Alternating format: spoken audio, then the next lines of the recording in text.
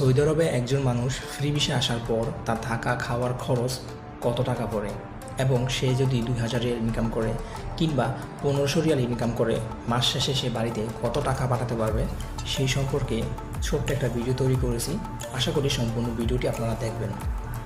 তো সৌদি আরবে যারা ফ্রি ভিসায় আসে, ফ্রি ভিসায় আসার পর আপনার থাকা খাওয়ার যে খরচটা সেটা হলো থাকার খরচ তার নিজের বহন করতে হবে, খাবারের খরচ নিজের বহন করতে হবে। থাকা খাওয়া দুইটা মিলিয়ে 500 রিয়াল, যেমন আপনার রুম ভাড়া 200 রিয়াল এবং খাবারের বিল হচ্ছে 300 রিয়াল, তাহলে মোট 500 রিয়াল তার খরচ থাকা খাওয়া। এরপর সে যে কফিলের মাধ্যমে আসবে, যে কফিল তাকে ভিসাটা দিবে, সৌদি আরবের যেই লোক তাকে ভিসাটা দিবে তাকে প্রতি মাসে 500 রিয়াল করে দিতে হবে। কেন দিবেন?